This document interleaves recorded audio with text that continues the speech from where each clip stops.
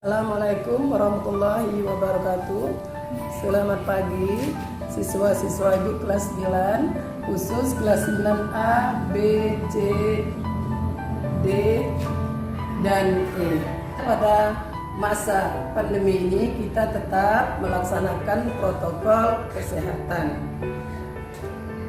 Baiklah, untuk pertemuan pertama pada semester genap ini kita akan mempelajari materi dengan judul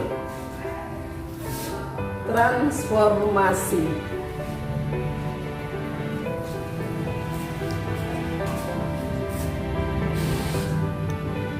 Baiklah, sebelum kita mempelajari materinya, apa tujuan mempelajari transformasi ini? Tujuan pembelajaran kita adalah setelah kamu mempelajari materi ini, akan diharapkan supaya kamu bisa apa itu yang dimaksud dengan transformasi. Kemudian bagian-bagian dari transformasi. Materi kita pada pagi hari ini adalah transformasi. Ini transformasi ini boleh kamu buka pada buku paket halaman 133 sampai 151. Itu materi transformasi seluruhnya. Sekarang transformasi ini dia ada terbagi 4. Terbagi 4 itu mana? Yaitu 1 refleksi atau kata lainnya pencerminan. Yang kedua, translasi, itu artinya pergeseran. Yang ketiga, rotasi, itu adalah perputaran. Yang keempat, dilatasi, itu adalah suatu perkalian. Nah, sekarang apa itu maksud dengan transformasi tadi? Itu adalah suatu perpindahan posisi benda atau bangun sehingga dia nanti membentuk suatu bayangan. Bayangan itulah nanti akan kita pelajari pada materi ini. Baiklah, materi yang kita ambil yang pertama adalah tadi transformasi, tadi ada 4. Kita ambil yang pertama yaitu refleksi atau pencerminan. Sekarang ibu mau tanya, pernah enggak kamu bercermin? Ibu yakin pasti kamu setiap hari akan pasti menghadapi cermin. Sekarang coba kamu lihat bayang kamu dengan bayangan kamu, apa yang akan terjadi? Nah, sekarang disinilah materi kita di dalam matematika ini akan ibu jelaskan. Nah, pencerminan pada kehidupan sehari-hari hampir sama dengan pencerminan yang akan kita pelajari dalam matematika ini. Nah, sekarang di sini kita ambil contoh suatu refleksi atau pencerminan. Contoh pertama, ibu ambil pencerminan terhadap sumbu X dan sumbu Y. Di sini ada beberapa nanti ada. Nah, sini ibu ambil cuma ada 2 contoh, yaitu pencerminan terhadap sumbu X dan sumbu Y. Dan kedua, pencerminan terhadap garis Y dan garis X. Sebenarnya ada lagi nanti pencerminan terhadap titik pangkal. Kemudian ada pencerminan terhadap garis yang lainnya. Nah, jadi di sini kita ambil hanya 2 contoh, yaitu yang pertama pencerminan terhadap sumbu X dan sumbu Y. Sekarang di sini perhatikan gambar. Di sini adalah gambar aslinya, yaitu A, B, C dengan titik koordinat masing-masing 2,3, B 1,2, C 3,1. Gambar ini adalah gambar asli. Dicerminkan terhadap sumbu X, maksudnya adalah ini sumbu X ini sebagai cermin, maka bayangan daripada cermin akan melewati cerminnya dengan bentuk yang sama dan jarak yang sama. Perhatikan di sini titik A 1, 2, 3, maka bayangannya 1, 2, 3, maka di sini terletak pada A aksen. Maka dapat titik baru di sini terbaca 2,-3. Demikian juga titik B 1,2 menjadi dia B aksen 1,-2. C 3,1 menjadi 2,-3. C 3,1 menjadi 3,-1. Nah, ini apabila nanti dia dicerminkan terhadap sumbu X. Ini hasil daripada cermin yang merah. Kemudian di sebelah kiri, apabila nanti di sini terhadap sumbu Y, sumbu Y-nya sebagai cermin. Hasilnya adalah melewati cermin sumbu Y-nya. Nah, di sini hasilnya di sebelah kiri. Ini adalah sebagai hasil bayangannya. Kamu lihat bentuknya sama dengan yang asli, cuma titik koordinatnya saja yang berbeda. Di sini berubah, dia A aksennya menjadi negatif 2,3, B aksennya menjadi negatif 1,2, dan C aksennya 1,-3. Lihat bentuk dan mempunyai jarak yang sama terhadap cermin. Nah, jadi di sini terhadap sumbu X, bayangannya di sini terhadap sumbu Y. Kemudian ini kalau kita dengan menggunakan gambar.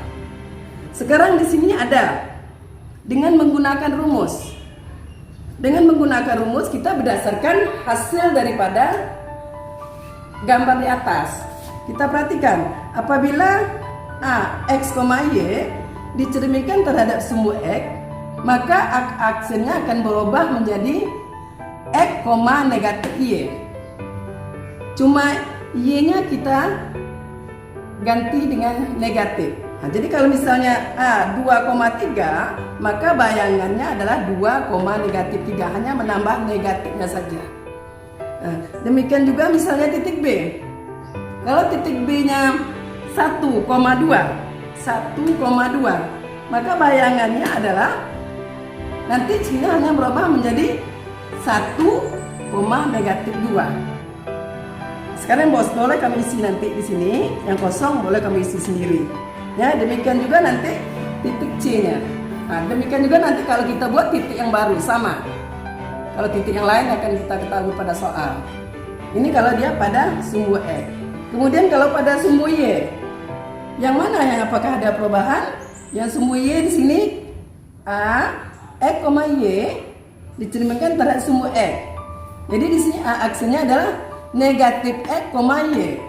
Jadi angkanya tetap, cuma X-nya kita ganti. Ya, kita ganti menjadi negatif. Nah, sekarang kita misalkan 2A 2,3, maka bayangannya adalah negatif 2,3. Nah, kemudian kalau titik B-nya tadi di sini adalah 1,2, maka akan bayangannya menjadi negatif 1,2. Kita hanya X-nya saja kita menjadi negatif. Nah, ini kalau kita dengan menggunakan rumus. Ya, kalau dengan menggunakan rumus, apakah lebih mudah menggunakan rumus, mengingat rumus, atau dengan menggunakan gambar? Jadi boleh dua cara. Kalau dengan gambar ini, kemudian dengan rumus boleh kita yang di bawah. Ini contoh yang pertama sekaligus sumbu X dan sumbu Y. Mudah-mudahan kamu bisa dimengerti, ya. Kemudian untuk contoh yang kedua masih sama, cuma beda cerminnya saja. Ya, cerminnya tidak sumbu X, tidak sumbu Y lagi, tetapi dia pencerminan terhadap garis Y sama dengan negatif X. Dan ada juga nanti Y sama dengan X. Kalau Y sama dengan negatif X, arahnya ke kiri, ini dia sebagai cermin. Kemudian kalau Y sama dengan X, nanti kita arahnya ke kanan, kita rubah saja arahnya sebagai cermin. Nah, ini sekarang kita ambil contoh yang ini aja. Y sama dengan negatif X sebagai cermin. Titiknya ada ini, ya. Ini adalah gambar aslinya dengan koordinat yang diketahui masing-masing A, B, C. Bisa kita baca di situ titik koordinatnya. Kemudian bayangannya, kita harus membayangannya tidak begini tegak. Ya, kita harus tegak lurus terhadap cermin. Nah, begini. Jadi jangan kita cerminkan, kalau begini kita cerminkan salah. Ya, kalau di sini kalau 1, 2 di sini letak titik bayangannya salah. Jadi kita harus tegak lurus terhadap cermin. Nah, jadi kalau di sini memang satu kotak, di sana juga satu kotak bayangannya. Ingat, kita cermin datar. Ya, ini sama sifatnya dengan cermin datar. Nah, jadi di sini kalau di sini satu kotak, ya di sini satu kotak. Jadi titiknya kita harus dapat. Kalau terbaca di sini negatif 3,1, titik barunya adalah negatif 1,3. Demikian juga nih titik B-nya. Coba ini. Ini ya jaraknya sama titik B. Ini B, ini bayangannya. Di negatif 3, negatif 1 menjadi 1,3. Ini dia bayangannya. B aksen. Titik C negatif 1, negatif 1. Juga ini juga jaraknya sama tegak lurus. Maka sehingga nanti dia membentuklah bangun yang sama. Ya, bangun yang sama dengan bangun asli. Nah, di sini ini sebagai asli dan di sini adalah bayangannya. Ini kalau kita dengan menggunakan gambar. Kalau dengan menggunakan rumus seperti yang tadi juga sama. Jika X, Y dicerminkan terhadap Y sama dengan negatif X, maka hasil bayangannya adalah berubah tempat. Ya, berubah tempat. Y menjadi X menjadi Y. Dan berubah tanda. Kalau dia tadi positif, dia berubah menjadi negatif. Nah, ini, lihat ini. Jadi dia berubah tempat, X, Y menjadi Y, X, negatif. Nah, sekarang kalau dia di sini, titik A negatif 3,1.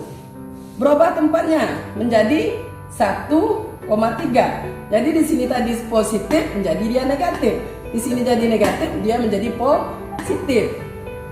Jelas? Nah, demikian juga B negatif 3, negatif 1. Di sini sama-sama semuanya negatif. Hasil bayangannya pindah tempat.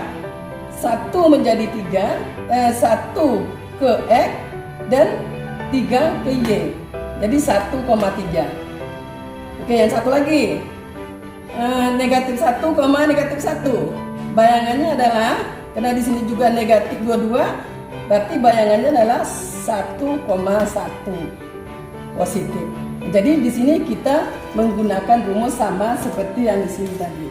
Nah, inilah dia hasil dari pencerminan beberapa contoh untuk pencerminan terhadap sumbu X, sumbu Y, dan garis Y sama dengan negatif X. Jadi sifat di sini sama kita perhatikan pada sifat bangun pada cermin datar, yaitu sifat pencerminan itu nanti hasilnya, kalau memang benar hasil pencerminan kamu itu nanti, kamu akan dapat, ya, hasilnya adalah akan sama dengan bentuk asli.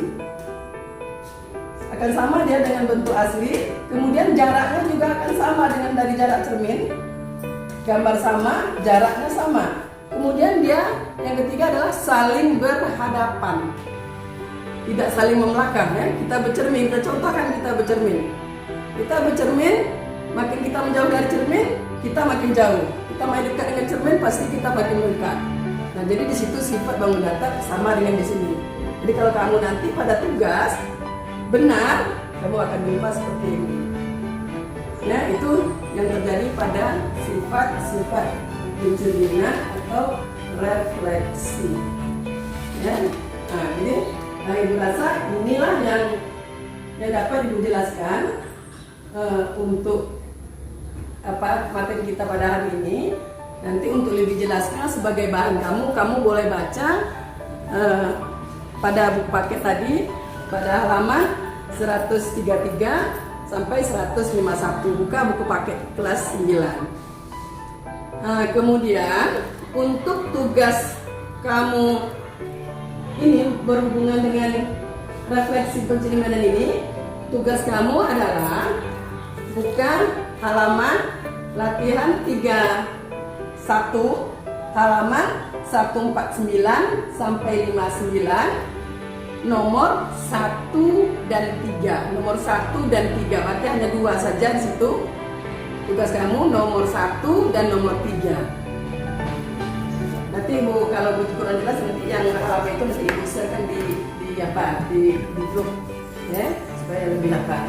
Jadi inilah nanti yang akan kamu pelajari. Buka kembali mengenai refleksi pada buku paket. Tugas, ulangi lagi tugasnya halaman latihan 31, halaman 149 sampai halaman 150. Tugas nomor 1 dan nomor 3. Jadi 2 soal saja, tapi itu ada beberapa soal. Ya, jelas? Nah, jadi Ibu rasa cukup di sini. Ibu bisa Ibu jelaskan, mudah-mudahan kamu bisa mengerti ya dan memahami. Kalau jelas memang kurang paham, kamu silakan baca buku paket kita. Nah, demikianlah atas perhatiannya. Mudah-mudahan kita sehat walafiat semuanya untuk menghadapi pembelajaran kita pada hari ini dan seterusnya. Ibu akhiri dengan Assalamualaikum warahmatullahi wabarakatuh.